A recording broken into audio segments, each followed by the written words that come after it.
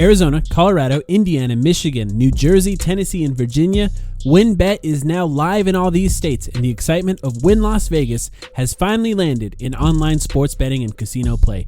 From boosted parlays to live in-game odds on every major sport, WynnBET gives you the tools to win. Sign up today for your risk-free $1,000 sports bet. Download the WynnBET app or visit wynnbet.com to start winning. The Timeline is a Blue Wire podcast.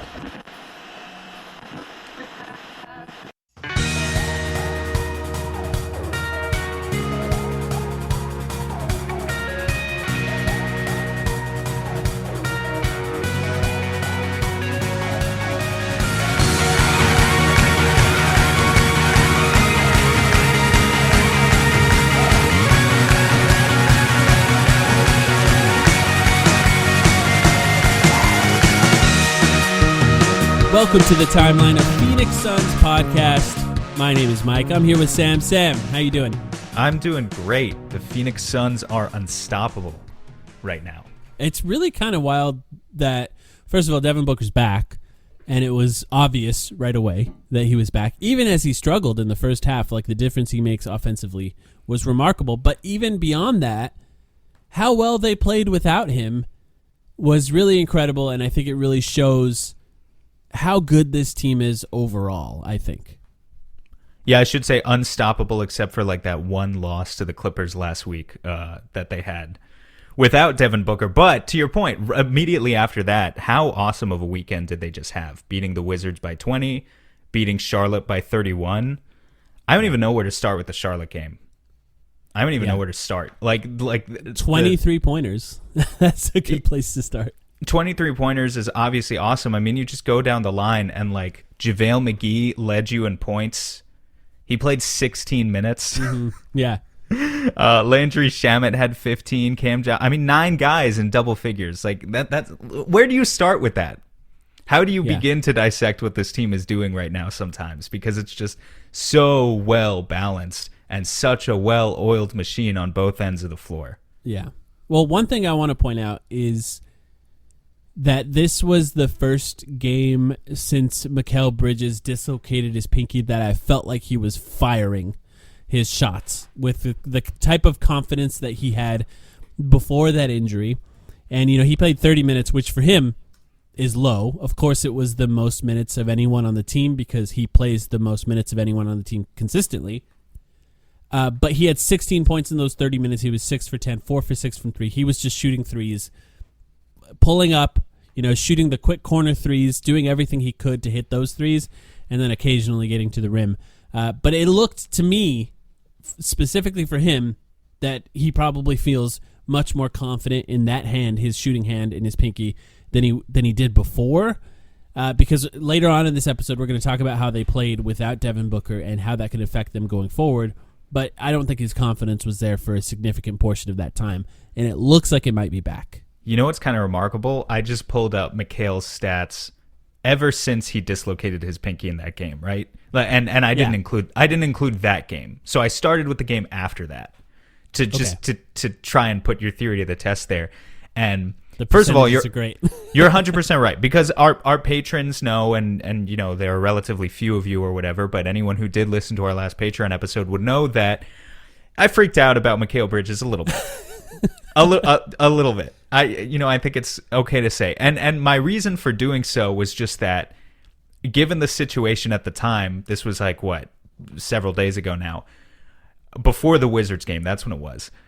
Given the situation of Devin Booker not playing, my main point was, this is your chance. Like, you need to seize the opportunity. If you're going to show us something on the ball and run more pick and rolls and like show some initiative in the offense to give us a taste of what we hope you can be in the future, you need to do it now. And he wasn't really doing it. And maybe, you know, to have such an encouraging performance against Charlotte now makes me believe, yes, okay, obviously a dislocated finger would have him questioning his shot, and more importantly, would have him questioning his dribble.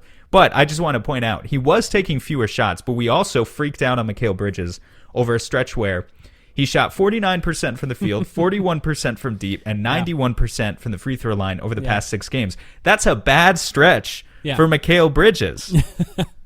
And you know what it is? It's fucking 50, 40, 90. You know why? He doesn't take bad shots. I know. Yeah, he just doesn't take bad shots. So even when he's not fully confident in his hand, if he's worried about specifically the threes, I haven't looked at the 3-point attempts. Maybe you have it up, but I have a feeling those were slightly down. There was, I think, Absolutely, the last game after the Washington game or something, he shot like 7. So there was more, and I think those have gone up. But yeah, I think he clearly feels more confident, and it's just he never takes bad ones. They're either wide open or he's rising above a defender 8 feet away from the basket in a place where there's no chance he could be blocked. I mean, how often does he get blocked? Almost never. Never. And yeah, but he's so good to hit those like difficult turnaround jumpers though. It's just like you see that and you're like, okay, do that 4 or 5 times instead of once in a game. Yeah. Let's just see what happens. And I still do believe that. But yeah, I want to talk. Dude's tough. I want to talk about Ayton, but let's first, before we do that, Devin Booker back. 6 for 15 in this game overall, but 4 for 8 from 3. The confidence from 3 is still there. The craziest thing, I think, when I look at this box score, 6 for 15 from the field, ended with, let's see, how many points did he score? 16 points, but he was plus 32, a massive plus 32 in a game which led the Suns by far significantly, and teams are just scrambling to defend the Suns really with what Devin it is. Booker on the floor. Yeah, I mean, Charlotte's defensive rotations all last night were a catastrophe, a total catastrophe. And I thought you posted some really good clips throughout the game.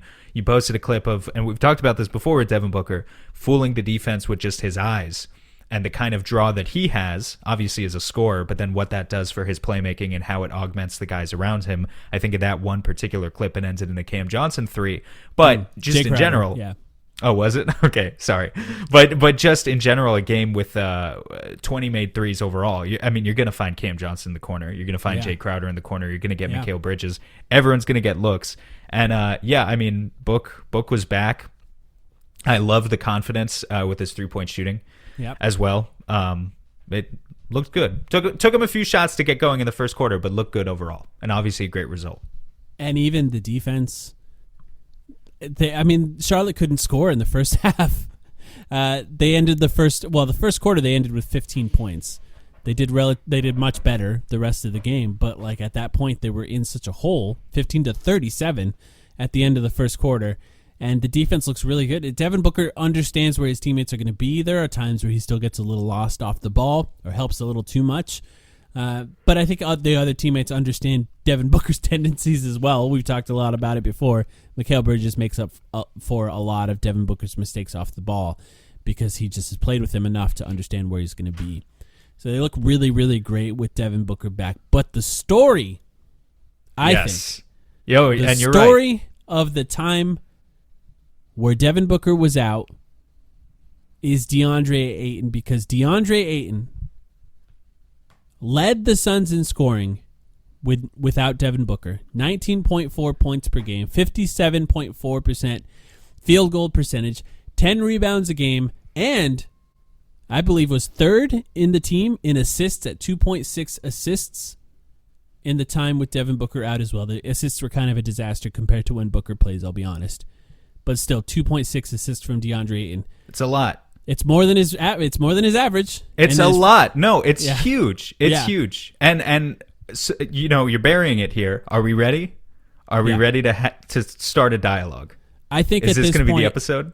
We have gotten to the point where we have to seriously talk about DeAndre Ayton's all-star potential this season. Absolutely. I think he is deserving. I am ready to say it. I think DeAndre Ayton should be an all-star in 2022. Yeah. We have had conversations about DeAndre Ayton sacrificing. It's a big thing that Kevin O'Connor talks about when he talks to us. And he's right. Flex. There's a massive sacrifice that especially for a number 1 overall pick. People get so bizarre when you bring up the fact that DeAndre Ayton's a number 1 overall pick, for the record. But this is something to credit him, because normally you're a number 1 overall pick. You can shoot every shot you want for like a good 2 to 3 years. Look at Edwards. Look at Anthony Edwards right now. Yeah, it's you just have a green light. That's not the case with DeAndre Ayton. And I think to Monty Williams' credit, to the coaching staff's credit, I think over time they've helped him understand exactly what he's good at and exactly what he can do for this team. So maybe some of the shots he would take would be worse shots. But here's the reality of how voters work is if the offensive stats were gaudy, even if the efficiency was lower, it would make him more likely to be an all-star. And I think, and I guess the case that we're trying to make today is that shouldn't matter. Because even if his scoring is lower than it is, now we have seen a stretch without Devin Booker where more shots go to him, and he benefited way more than anyone else on the Suns in that time. I think we're going to break down the players, but go ahead and make your case too. No, I think in order to do it, so here's the thing. I embrace the all-star conversations. We're coming upon that time again in the season where it's all-star season, right? And so everyone's gonna have their takes. And I embrace all of the discourse. But what I don't embrace is laziness surrounding the discourse. So if you're gonna go out there and say this guy deserves to be an all-star, that guy deserves to be an all-star, you could just like lazily throw out 16, 18, 20 guys in a conference who are quote-unquote all-star caliber. You need to actually sit down and make a list. If you're going to say that someone was snubbed, because every year there's 6 to 8 guys who are supposedly snubbed, if you're going to say that someone is snubbed, you need to categorically go through the rest of the guys and toss someone else off the list. Yeah. So, with that being said, today was the first day that I actually because until then, I just looked at random names and I was like, yeah, I could see him on the All-Star team. Oh yeah, they're having a great season. Yeah, easy. He's averaging what, 23, 24 points per game? But no, you need to actually sit down, and today was the first day I sat down and really evaluated the group of guys. And I am going to say right up front, it's going to be really tough for Ayton to actually push past this pool and make it. He's up against a bunch of historical factors, positional factors that I think are important to consider. Mm-hmm. But with Booker not playing, he was averaging essentially 20 and 10 on good efficiency, playing the finisher role super well, but also, as you demonstrated, first of all, the 2.5 assists, showing us more self-creation. So much of that just on the short roll, right? Yeah. And the other thing... And offensive rebounds, yeah, I would say those. And offensive rebounds. In the month of December, DeAndre Ayton is also averaging, and I know this isn't crazy for maybe someone who's like a general NBA fan and is used to like gaudy numbers, but for a Suns fan, it should stand out. 5 free throw attempts per game for DeAndre Ayton in the month of December. Leading the Suns in that time. Leading the Suns. He is showing a level of offensive initiation that we have never seen from him before, while at the same time captaining the 3rd best defense in the NBA. Actually, are they 3rd or are they... Now I have to double check. Team stats are going to get very weird now that nobody's off the street are playing, by the way. They are. Team stats are going to get weird. I had to double check because I want to say maybe they're even 2nd, but no, they are the 3rd best defense in the NBA. But there's a two-way impact argument for DeAndre Ayton here. Exactly. There really is, in a way that if you go down the line and look at the other guys, I don't know if there's the two-way impact conversation to be had with a lot of them. So I agree. And look, I think he's probably best or probably second best defender on the team. I think we can give Mikal Bridges that kind of respect at this point, but it's close. I think it's very close. I think Bridges might be a more. I don't even know how to. I think that Ayton probably has more of a traditional defensive impact on the team as far as. I don't know. The stats don't see, really but if you say that, then you can't try to say Mikal Bridges for Defensive Player of the Year anymore. So you have to guard your words carefully, lest you say something that's. You don't want to contradict yourself here. No, that's totally fair. And I think it's just a complicated thing with statistics because you can't really rule it out. The reality is probably the best pick and roll defensive duo in the NBA currently is those two players, and they work in tandem with each other. That would be a great idea for a YouTube video. Well, yeah, that's on you then. Let's just say we've got some projects in the works. The channel has been neglected for far too long. It's holiday season. We've got some free time. Last year, there were 4 bigs who made the All-Star team in the West. Zion Williamson is not going to be one of those this year. No, he will not. That's huge right away. But the other 3, Anthony Davis, Gobert, and Jokic. Now, just looking at those 3 alone, I would say that Ayton's probably not going to get over any of those, except for the fact that Anthony Davis is now missing 4 weeks in the middle of the season and has had arguably a down season. Stats are still pretty good. Not arguably. Yeah. He has had a down season. Yeah, he's had a In down fact, season. Can we get this out of the way right now? Anthony Davis should not be an all-star this year. I really don't think he should. I think the bullshit argument that they've tried to spin us for so many years whenever the big markets are in the top seeds, and now you're going to turn around and reward mediocrity for Anthony Davis. Look, here's the thing. We need to wait and see how the disastrous fan voting / media and player voting is going to come out. The first conversation we need to have, are we in danger of the fans? It's 50%. They're going with the same system, right? So it's 50% fans, 50% media and players. Is that still how it goes? I think it's a little, something like that. I think one of them is 49%, the other's 51% or something. We have to hit the panic button completely if they give us the doomsday scenario of the fans vote Westbrook, Davis, and LeBron all into the Western Conference starting five, which I hate to say it, but is a possibility. Right. Is a possibility. But I would say that Anthony Davis is likely to be on that starting five. But I would also say that he doesn't deserve to be an all-star at all. Right. He's lost a step on both ends of the floor. Well, see, the defense isn't there either. I think that's the biggest problem. That's exactly what it is. That's exactly what it is. He's not one of the best. I mean, look, he's a phenomenally gifted player, whatever. But couple the fact that he's about to miss a full month. He's captaining a defense that is not that good this year. They're like maybe top 10, like on the verge of top 10, but it's not anything to get excited about compared to the defensive impact of Gobert or Ayton, if that's your argument for Anthony Davis. And on offense, he's taken slightly less usage, can't hit a three-point shot to save his life. He's playing a finishing role, or any jump shot. He's playing a finishing role on offense with league average true shooting. I don't see the case for Anthony Davis as an all-star this year. I truly don't. Putting my most objective glasses on, LeBron is in there. He's a lock, obviously. But I really don't think the Lakers, with the season that they've had, I don't see the case for more than one all-star. I would much rather make the playoffs. Let me bring up this name. I'll just say it like this. Obviously, I'm going to advocate for Ayton.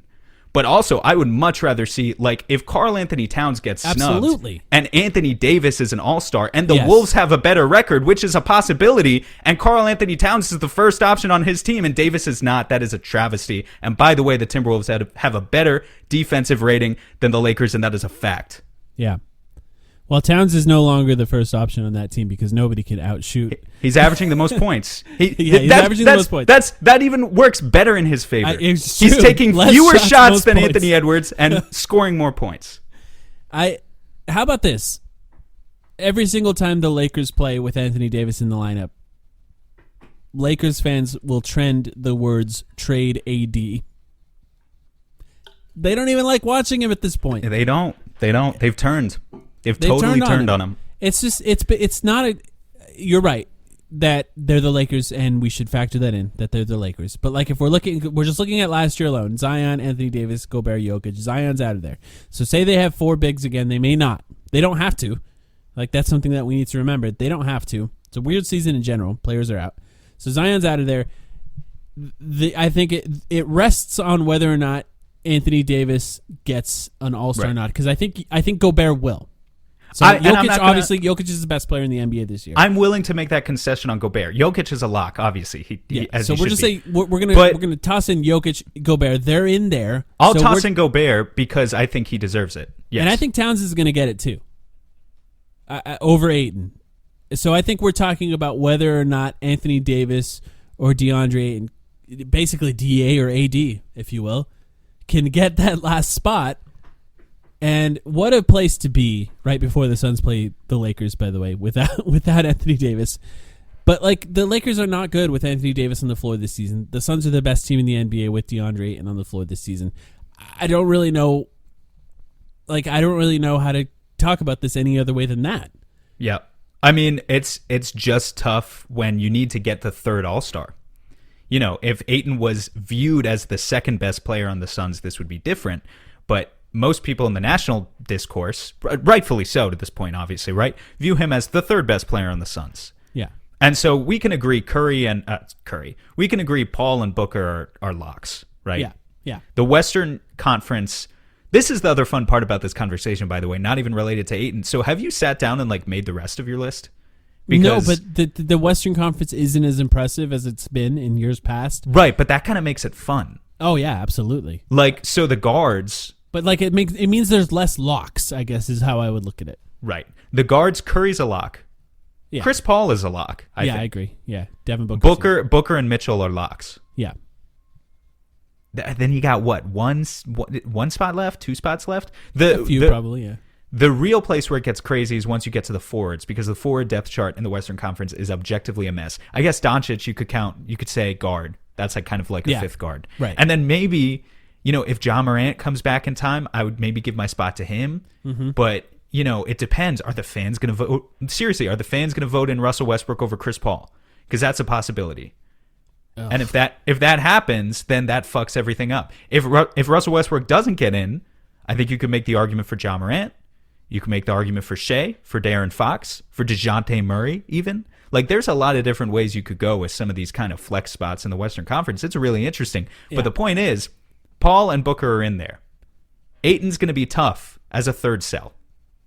It's going to be tough. How great is it to have that conversation? How good he's playing now that we could legitimately have this conversation. I mean, when was the last team to have... it had to have been the Warriors, right? The last team to have 3 All-Stars? Probably. Had to have been that Warriors team. Well, I guess the Nets last year. They must have. Good point. Yeah, I don't know. They had so many injuries? Yeah, 3 guys who actually played in the game itself. The Suns are on pace to win like 69 games. Yes, they are. You can give a team like that 3 All-Stars. Now here's the thing. It's a weird balance though, because the Suns are on pace to win 69 games. The Warriors are also on pace to win 69 games. Yeah. So is Draymond an All-Star? Yeah. Is Jordan Poole? That's a great point, because we're talking about... Is Jordan Poole an All-Star? No. I agree that he's not, but I'm the saying if you go to bat for the Suns having 3, the Warriors are going to go to bat for them having 3. The Suns play differently. The Suns play differently. The hierarchy of players on that team is clear. There's 2 amazing, incredible players at the top, and when they're out, they lose by 20, as we saw recently. And I don't think that that's the way that their team works in a similar fashion. I don't think it's as much sacrifice, I guess, is what I'm saying at this point. The last thing, I think Draymond is somebody we should talk about here, because Draymond, I think he's going to get in. When you're talking about Gobert, you're talking about Draymond. You're talking about 2 guys that are probably going to be in the top 3 voting for Defensive Player of the Year. They're not going to leave guys like that off of the All-Star team anymore. They just give those guys All-Star spots, and I think they both deserve it.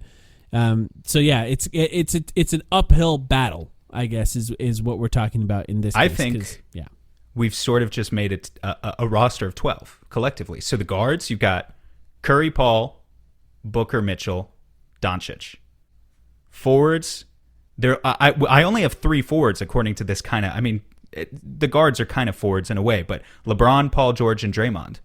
And that's it. I mean, if you look down the Western Conference, it's like, who else are you going to throw in? Kawhi's out. Brandon Ingram? No. On the 14th place bad. On the 14th place Pelicans, I don't think he gets a spot. I think it's really just LeBron. Paul George will get in there. And maybe you can make the case for Draymond if the Warriors get a second. And then you go to bigs, Jokic, Towns, Ayton. Did you put Damon for the guards? No, he doesn't deserve it. I mean, I like that for the record, but I was surprised. I might put DeJounte Murray. Push comes to shove. How about Desmond Bane? And dude, why the fuck not? Why the fuck not? They're Desmond Bane for All-Star. I know. Well, that's why I would like to give them. Yeah, I mean, that sucks. I'm not giving the Grizzlies an All-Star. That's a good point, because that's 12 guys right there. It's just Ja Morant's missed time. He's the most obvious one. And he's missed significant amount of time. So it's how he comes back, how many games he plays, and how he looks after he comes back. He was playing like MVP level offense when he was playing so far this season, but they haven't missed a beat without him, which is unfair to him, but that's pretty crazy. Is Jamal Murray in yours? Yeah. I mean, he makes the biggest difference of any player in the NBA. Yeah. When he plays, it's a championship every time. But when he doesn't, you get swept. That's just how it looks. Oh, fuck. All right. So, DeAndre Ayton, I think the point that we're trying to make here, and we're focused on the rest of the NBA, is that his consistency, his focus, and I think to a very large extent, his understanding his role and how he could benefit this team has turned him into one of the best centers in the NBA. And that's the main thing that we want to focus on in this conversation. Yes, it's an uphill battle. And yes, the Suns are essentially fighting against market size with the Lakers when you talk about these guys potentially being voted in. But his play is something that should be rewarded. I guess the real center of our argument for DeAndre Ayton is that the NBA should award great basketball teams instead of large markets. And that's the real core of DeAndre Ayton's argument to be an all-star. But the fact that he could average 19 and 10 and the Suns can go 4-1 when he plays. They lost the one game he didn't play and Devin Booker didn't play. They can go 4-1 with him there. It's just it's a remarkable feat for someone who I think it took time for him to really get it and understand his role offensively in a good team. And it's clicking now, and he deserves credit for what he's doing right, which includes defense. I talk a lot about offense, but the defense is there every game now. But the fact that the Suns can now consistently every single game give him the ball 20 feet away from the basket, and he's attacking, is such a weapon in the Suns offense that we've been talking about for 3 years on this podcast, and it's consistently there now in the last at least for sure when Devin Booker's out. But there were signs of it early on in the season. That, I think, is what takes this team to the next level. That's what takes DeAndre Ayton to the next level. That's what gets his free throw attempts up to 5. That's what gets his assists up to 2.6 because he understands the help defense. And it's just this team is so much better when he does things like that offensively. It's going to be such a valuable tool come playoff time because this is the first time in DeAndre Ayton's career that I haven't just felt like we needed to have. It would be really nice if Dario Saric can get right by the playoffs and we can explore with kind of reinserting him into the rotation a little bit. As amazing as JaVale McGee has been, by the way, which maybe we should talk about at some point too. Yeah. But this is the first time in Ayton's career where I feel like I don't need to have that pressure valve there as a weapon in Saric as okay, Ayton just doesn't have it. They're trapping the ball handlers. Let's get Saric in the game for 4 or 5 minutes and open the offense back up because I know he'll attack. I can now trust that Ayton knows what to do in those situations, and he can attack those situations with grace and poise in a way that I never was able to in the past. And so, yeah, while it's nice to have Saric as that option, I can't wait for Frank Kaminsky to come back either, by the way, because he can do it too. It's a renowned faith in Ayton's offensive ceiling, and it's really exciting. It's going to push his team to new heights. I truly believe it. The main difference is once Ayton's in the paint, the shot's going in. And you couldn't say the same about either one of those other guys. Yeah, man, I hope, talking about Dario's recovery real quick, we have no info as to how it's going, but I just really hope he's able to get right. So much of what he relies on is the pump fake. And his ability to kind of hit that stop and go motion and trick defenders and play with their reaction times a little bit. It's kind of some of that stuff that you worry about, coming back from a knee injury, an ACL injury, is he going to have all of that back? I hope he does. But that's really the stuff that makes Dario most effective on offense. Yeah, I agree. Because he's not going to finish. Let's take a quick break. And when we come back, let's talk about the other players and how they played when Devin Booker was out and how they could be reintegrated back into the offense now that Devin Booker is back, along with one big looming threat that could ruin all of that. So we'll be right back to talk about that.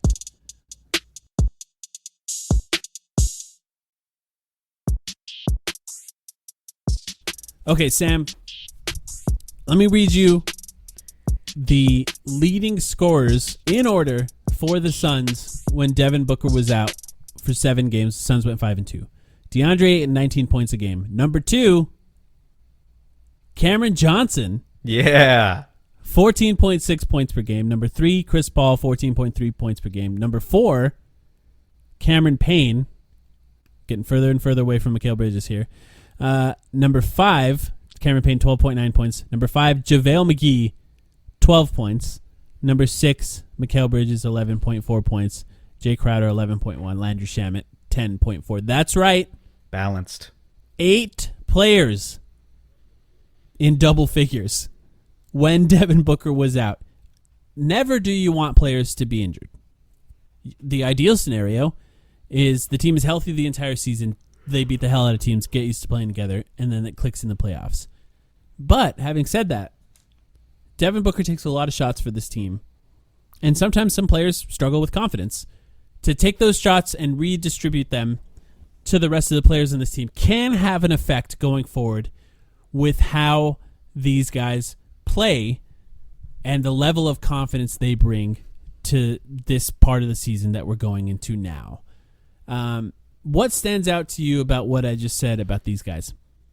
Well, in terms of how they played without Booker or how it's going to look going forward. All right, so the obvious guy you start with is number 2 on your list. Yeah. Cam Johnson played with more confidence probably than we've ever seen. I don't think that there was a world where I would have guessed he would have been the number 2 scorer on this team watching the games, of course he could have. It actually makes a lot of sense because he actually gets put into a lot of the offensive plays in Devin Booker's spots because there's just not... Devin Booker's one of the few players that can play off of movement. Cameron Johnson, one of the few players that can play off of movement. But I would have never expected Cameron Johnson to be number 2, and he was. Yeah, he plays out of those elbow sets all the time, and the Spain sets actually too. So honestly, you're right. He fits the profile of both movement shooter and kind of cutter. He's not really the self-creator mid-range guy, but you can kind of do similar things with him in a half-court offense. I really, really thought Bridges was going to be that guy, and we already touched on that this episode. He wasn't, and maybe it had to do with a dislocated finger. Maybe it didn't, but regardless, Cam Johnson sees the opportunity. He got torrid hot at just the right time with his three-point shooting. And by the way, he's also on a 9-game streak now of double-figure scoring, the longest in his career. I think it's going to be tougher for him to sustain that going forward a little bit. Now that he's going to be playing bench minutes again and kind of just has to sustain his confidence. But for the brief moment, it was really, really nice to see. Especially, those... I'm thinking back to like the Portland game. I think that's when it was, the one that went to overtime. He's getting minutes over McHale. Yeah. He's getting minutes over McHale. That Spain set that the Suns go to, as we know, as you know, in the fourth quarter, when they need a bucket, go to snap, as our friend David would say. He's become such a ruthless killer out of those. Just like set the back screen, pop out for the shot. Chris Paul knows exactly where he is. He just has to execute the play, and he's executing the plays with just a really high level of confidence. Yeah. It is remarkable to see him, and I think the main thing is shooting and confidence really do go hand in hand. And so for him to be able to take the confidence in his three-point shot into the games now that Devin Booker's back is going to have a huge effect. We've seen it in the past. One of the main guys that assists Cameron Johnson in his three-pointers is Devin Booker. And for whatever reason, the percentage has always been higher off of Devin Booker passes than anyone else. And I think the obvious reason is that Devin Booker draws the most attention, so when he's passing it to Cameron Johnson, it's more likely to be wide open. And I think now, as he gets integrated into the system now that Devin Booker's back, that level of confidence will help him a lot. In the time that he played games without Devin Booker playing, he shot 6.9 three-point attempts per game. We have commonly talked about the 7 three-point attempts per game as the line that we would like to see him at least I have. And to see him there and shooting basically 46% from three, that essentially makes him one of the best shooters in the NBA. So if he can find a way to sustain that or something close to that, I think that will have the biggest effect on this team. And also, you know, if we want to get into it, it's why he can't be traded. If he can continue to do that, you keep him no matter what because his defense is good. And 45% on 7 three-point attempts per game, even for short periods of time throughout the season, is not something that's easily replicated. It's just one of the best things you can get in the NBA. And combine that with switchable defense, even if he's not like the greatest individual defender we've ever seen, he's pretty good. On a rookie contract, not that it'll be a rookie contract for much longer, but you get where I'm going with this. Yeah. Very hard to replace. Yeah, he took 11 threes in that one Portland game. That was the outlier. And he only shot 4 for 11. You know, it's like league average, but nothing crazy. But I remember, like, once he got up there to 9, 10, 11, I was like, okay, Cam, I see you. Like, yeah. I you know, getting open shots in the corners, not being shy about continuing to fire away regardless of result. The Suns' offense needs that. Yeah, and he's been the best at it so far. Cameron Payne. just quickly, Cameron Payne, I think he was fourth on the team in that time, 12.9 points per game. The scoring percentages are still terrible, like really bad. And the turnovers are pretty high for the amount of minutes that he plays. But weirdly, I think it's starting to click a little for him. Am I wrong in thinking that? Or, no, I think what do you think? I think he's been better. I think he's been better. I think he's still the streakiest guy in the Suns, arguably, but I think it's been better. Yeah, I think the confidence in the pull-up shot is getting better. He's made a few recently that make it look a lot better. His passes have been better, and I think it's just tough for him. He got used to playing 5 out with Dario Saric. Now he's playing with an extra defender in the paint when he drives. He draws that defender on those layups, understanding that JaVale McGee is going to be there for the rebound. And that means that sometimes the field goal percentages are going to go down, but it still leads to buckets for the Suns. So it's tough. You can't really judge him by looking at the field goal percentage numbers in the same way, because a lot of times those layups, you can't get the pass off when you're going 100 miles an hour towards the rim. Just throw it up at the rim, trusting JaVale. And it's worked really well for the Suns. It's one of the best plays they've had as a team. So those percentages, I think, might remain relatively low throughout this season. But I don't know that that's affecting the overall team play. Maybe it's affecting his confidence a little bit, though. I would say it's not affecting the overall team play so far, just based on the net rating numbers. But I think that's a really good point about the 5-out spacing. I don't have the numbers in front of me, but now I'd be curious about going back and seeing exactly what he did shoot with Dario last year, who he played most of his minutes with, versus DeAndre Ayton. Yeah, I'd be curious of that too. We can look at those stats at some point. You mentioned JaVale McGee as somebody who's playing well, 12 points per game. I mean, it's kind of crazy how good JaVale's been, right? He drew comparisons. You watched the game last night with the Bally Sports Arizona broadcast, right?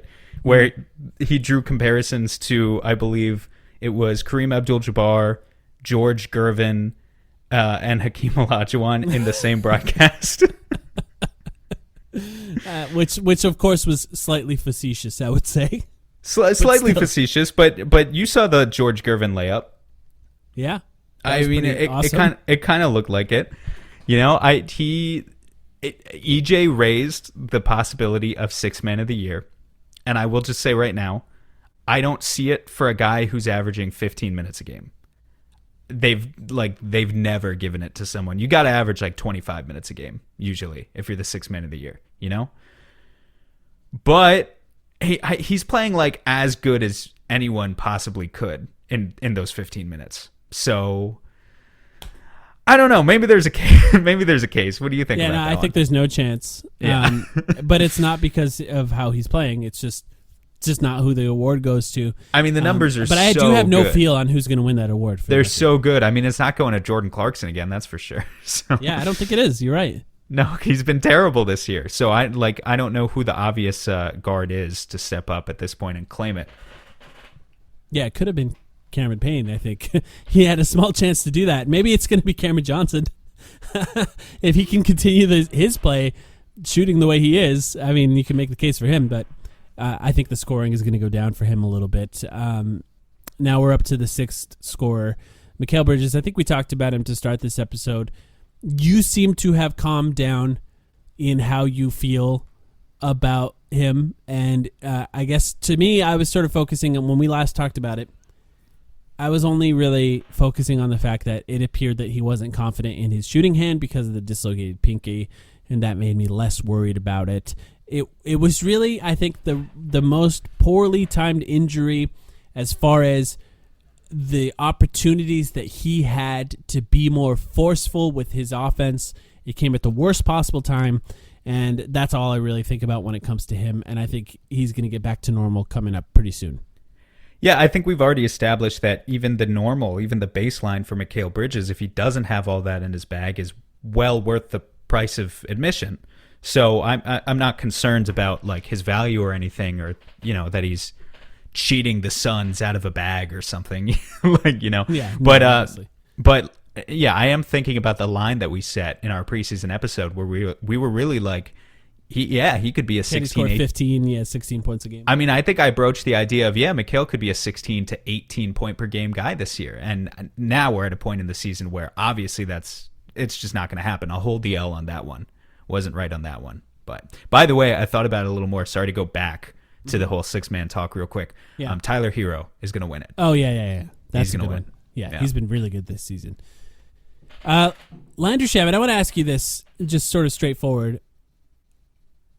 Were you happy or disappointed with Landry Shamet's play when Devin Booker was out? What are people expecting from Landry Shamet, really? Let me say this. He shot 37% from the field. Yeah, he's not. Games. He's not a good. He's not a finisher. But he shot 41% from three in that same time. 90% on the free throw line. He shoots like negative 12% from inside the restricted area. I understand at this point, but I just like Landry himself said when he was approached by the media the first day after Booker went down, he was like, "It's not my job to fill Devin Booker's shoes. It's all of our collective jobs to fill Devin Booker's shoes." He said that. So I expect Landry to go out there and be aggressive in looking for a shot from distance. Do I wish he was more of a rim pressure guy? Yes, I do.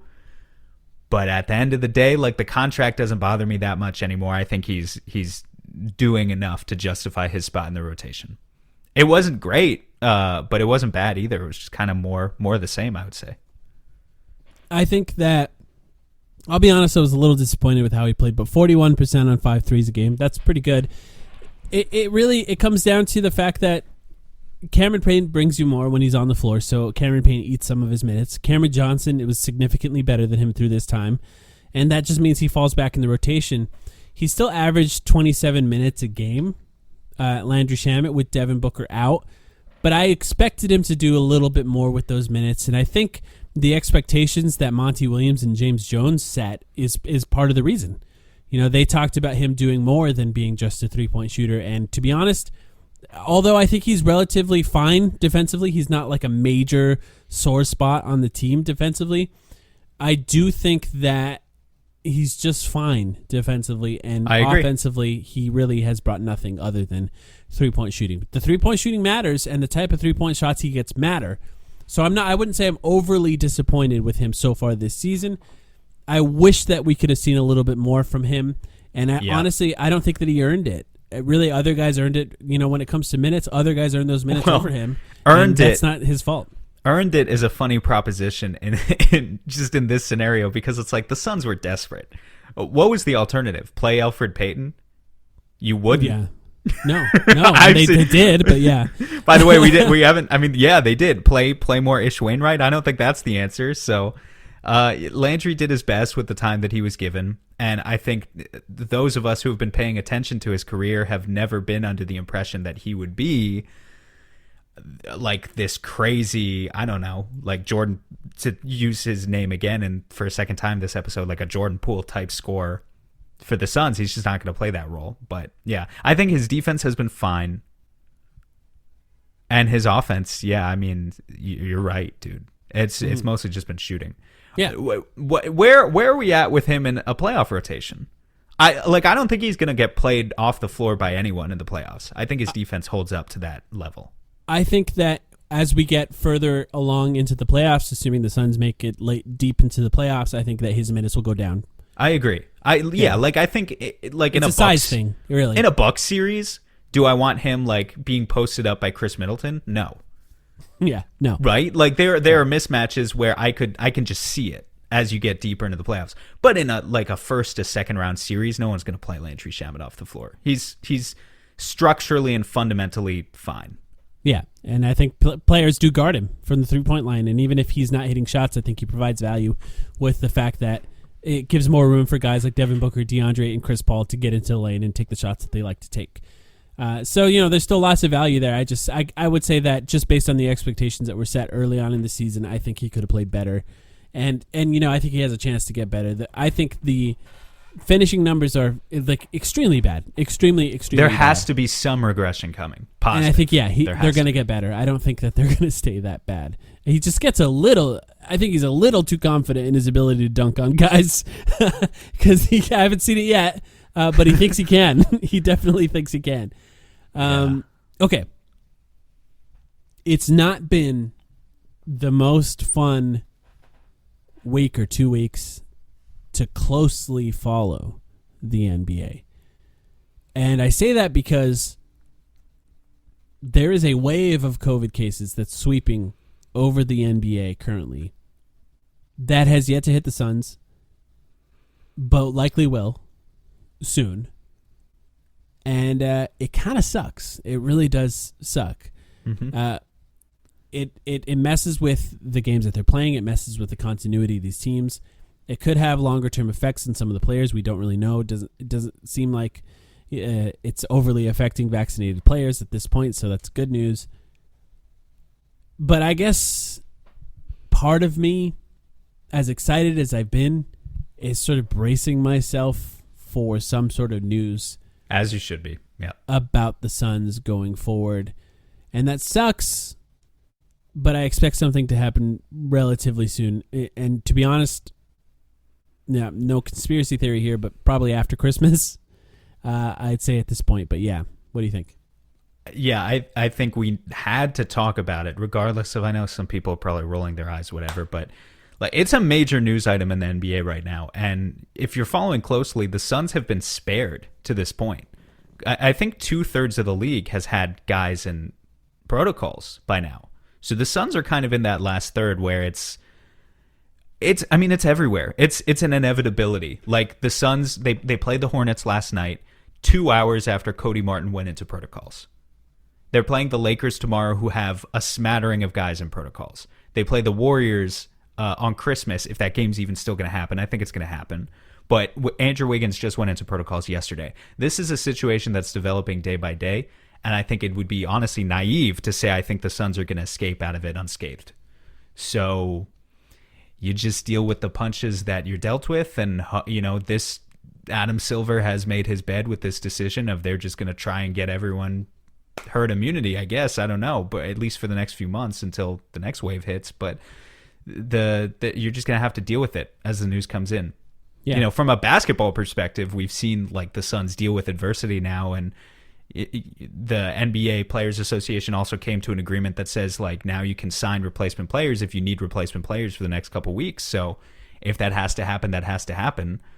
But from a non-basketball perspective, yeah, I just hope everyone gets through it healthy. Yeah, same. I just want these players to not be affected, Suns or otherwise. The Suns have two players that recently had COVID, Chris Paul in the playoffs, Devin Booker right before the season started. If they're both boosted, that gives a higher chance that they have some level of immunity that's much higher than average person, even the average vaccinated person. So that could help with those guys staying on the court as far as that goes. Hopefully the rest of the guys have been boosted at some point recently, at the very least, to help with any sort of effects while they are sick, assuming that does happen at some point. Right. So it sucks to even talk about that, but that's something that we're hoping for them. Like if I'm forced to think about some sort of bright side of any of this, it is kind of cool that some of these guys will get some sort of chance to play in the NBA. Maybe some players across the league will find ways to earn a spot on a team. Marquise Chris, opportunity given, yeah. Marquise Chris got signed to the Mavericks, maybe. Yeah, he's back. Tyler Johnson just got signed too. It's like players that you haven't heard of. C.J. Miles, someone signed C.J. Miles today. Damian Dotson, I saw. C.J. Miles apparently played in the 2019-20 season. If you had asked me, I would have said he's easily been out of the league for at least 8 years. So there are guys like I think I have a CJ Miles basketball card from when I was 7 years old. Yeah, probably a rookie card. Anyway, the point is that there's a lot of guys who are re-entering the league. Yeah, and that's it's kind of cool. My guys, Shaq Harrison, Langston Galloway, both got signed by Brooklyn. Yeah, mm-hmm. Langston hit a 3 in his first game back. I don't think Shaq's really played, but a pull-up 3. Yeah. So there are guys getting opportunities, but I still wouldn't call it really a cheery experience now. No. By any means. And I selfishly, I just want the Suns to be healthy for Christmas. They haven't played Christmas game in 11 years. That's what I was going to say, dude. Are these Christmas games going to be a disaster? We can be honest here. Are they going to be fall apart? I'm suspicious that they're being a little less cautious with teams that are playing on Christmas, and they've already announced a plan to test players daily the day after Christmas, starting the day after Christmas, which is like, all right, guys, like we see what you're doing here. But yeah, like I said, selfishly, I just want these guys to be healthy for that game because it's been so long. And I know it means something to Devin Booker.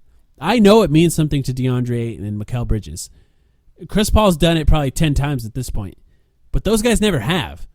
And I want them to be there, and I want them to be healthy for those games. It's the unofficial start of the NBA season every year for like a whole horde of football fans who are just casual NBA fans who this is the time when they start to wake up. Maybe whatever their favorite team is out of the hunt.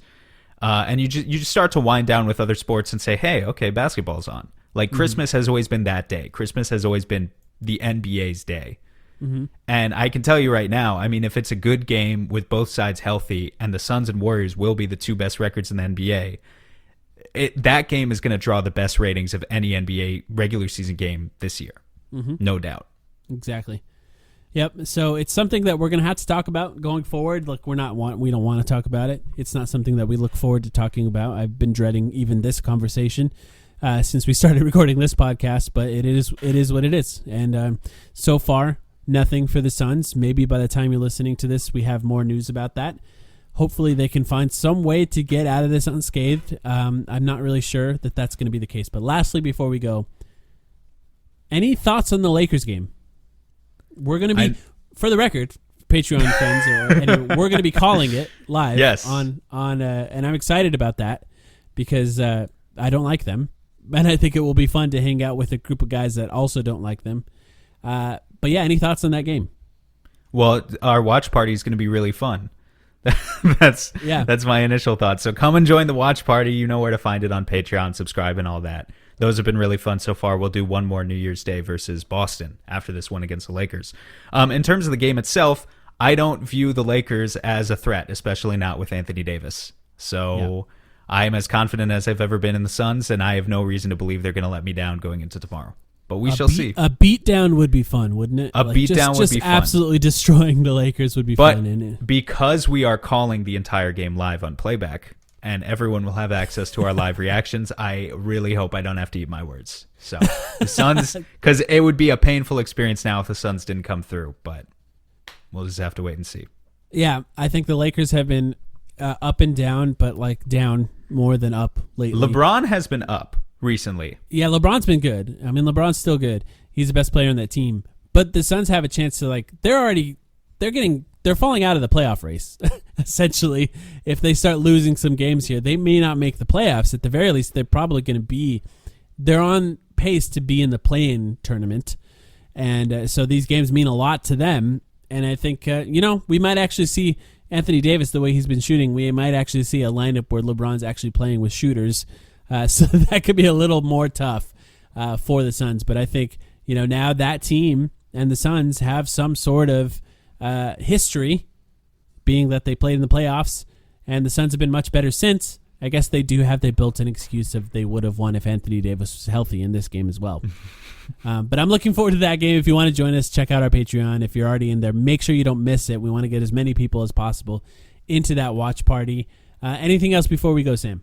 No, I think that's it. Excited to see you guys for the playback tomorrow. Otherwise, I believe we should announce this. We are not doing a Patreon exclusive episode this week, correct? No. So enjoy your families. Enjoy your families. After the Christmas Day game. Merry Christmas. Yes, have a good holiday. I almost forgot. This is the last episode we're doing before the holidays. Yeah. Kind of important. I just want to make sure we covered our bases there. Merry Christmas to everyone. We'll see you next week. Thanks. Have fun watching the Christmas Day game. Can't wait to talk to you guys after that one.